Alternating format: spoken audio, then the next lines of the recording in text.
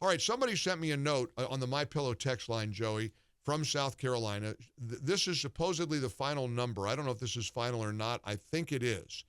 It shows Sherry Biggs winning that's the 3rd congressional district, right?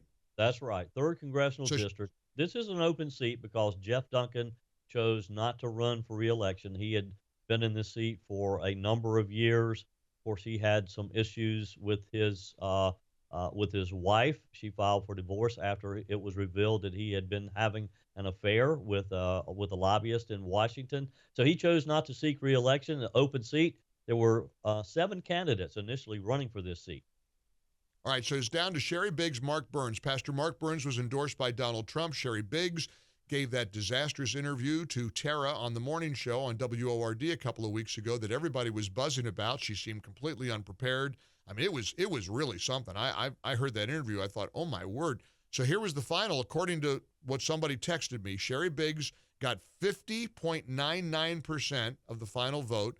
She got 28,130 votes. Mark Burns got 49.01%. So he was within a whisker. He finished it with 27,043 votes. Are those the totals you have, Joey?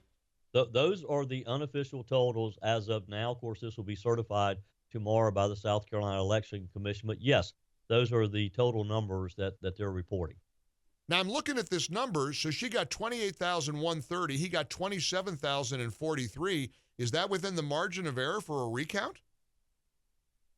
No, it is not. There will not be a recount. Now, quite often, the election commission, they'll go back and kind of tidy things up if there were any discrepancies or whatever. Doesn't appear there are any, so I don't expect a recount on this.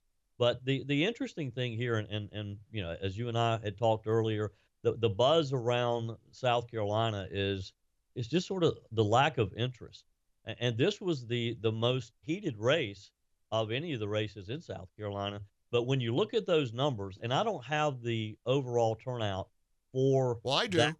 for that third congressional district. I'm talking about percentage wise. Do you have a I percentage of? do. I do. Well, that texter who I think, because if those numbers match your numbers, then maybe the voter turnout number is correct as well, because it says the total ballots cast, Mhm. 87,170. That's out of a total of 1.4 million registered voters. The voter turnout, Joey, according to this texter from South Carolina, was 5.84%.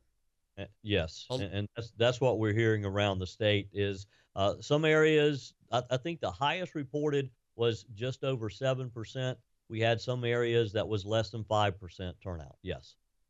Now, Joey, again, like you said, a heated, hotly contested race.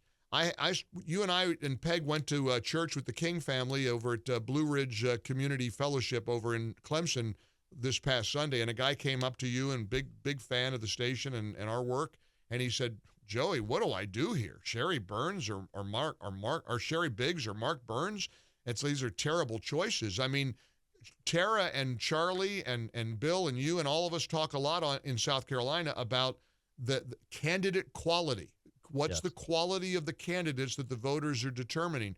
Do you think this pitiful turnout yesterday in the South Carolina primary is a reflection of candidate quality, or is it that people are apathetic, they're burned out, they don't trust the voting system? How can you explain that about 95% of eligible voters yesterday didn't bother to go to the polls in South Carolina? Well, I do think it's a combination of all of the above. I do think there's some fatigue. People are just tired of hearing this. I've heard this over and over in the past couple of weeks because we had a lot of what is called dark money spent not only in this race, but other local races. For the first time that I have seen, we had outside money being spent on local legislative races, primarily targeting those members of the state legislature who are part of the Freedom Caucus. So a lot, millions and millions of dollars were spent, and I think people were just tired of being bombarded with text messages, emails, and going to their mailbox every day and being All right. bombarded. with all this mail. So, So I so let, think there was just some overwhelming feelings there. But overall, I think in this third congressional district race, people just felt like they didn't have a good choice. Again, you started with 7 candidates, and we ended up with Miss Biggs and Mr. Burns. But I yeah. had a lot of people say, I really don't have a choice here. All right, so here's my question, and this is what it really does worry me. Could this voter apathy, and there's no question, whatever reason whatever describes why the vast majority, the overwhelming majority of people stayed home yesterday, if that bleeds over into November 5th, if the general election has people staying home, we're in big trouble, Joey, and I'm worried that people are going to stay home. Well, it is very discouraging. And yes, I mean, if this happens in November, uh, who does it benefit? And I'm not sure about the answer to that because, by the way, overall turnout, we had Democrat primaries yesterday as well in South Carolina. The turnout in those were even worse than the Republican.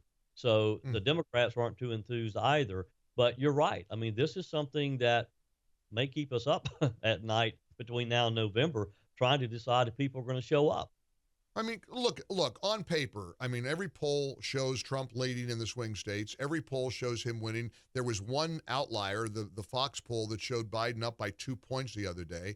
I don't know whether to believe that or not, but, Trump is the odds-on favorite to win, but he won't win if we stay home. If South Carolinians, if all of us don't go to the ballot box, if we don't vote, they're gonna take this thing, Joey.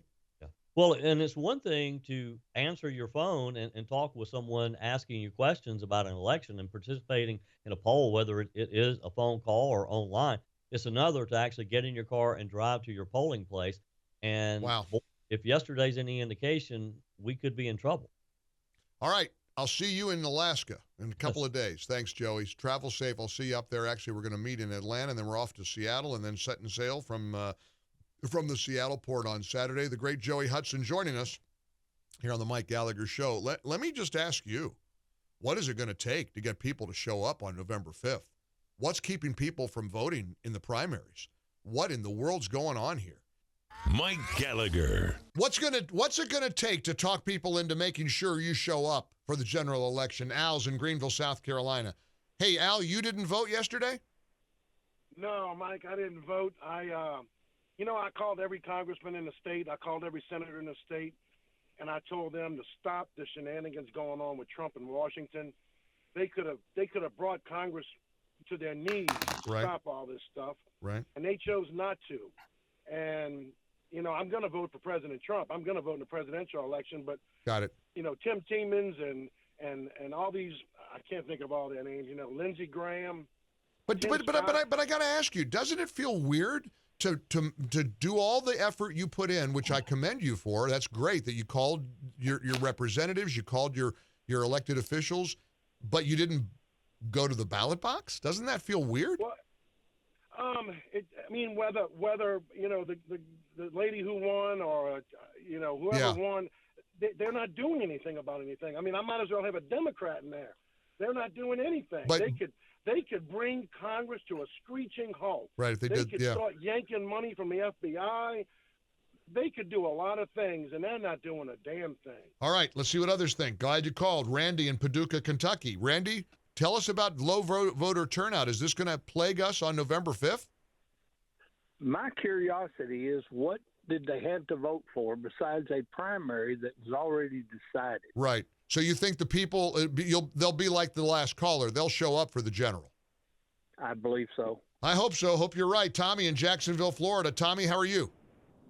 I'm doing good. My question is, you said that Trump was up in most polls except for one outlier of Fox News where he was down, and you don't believe that. You don't know if you believe that poll. My question is, why is it that when the poll is not in our favor, we don't believe the poll? That's fair. Well, the pragmatic answer, the realistic answer is, if you've got 12 polls showing Trump ahead and one of them shows him behind, just the law of averages would suggest that the one that shows him behind is an outlier. But I'll concede, you're right. The funny thing about polls is when they're going our way, we like them. If they're not, we don't like them very much.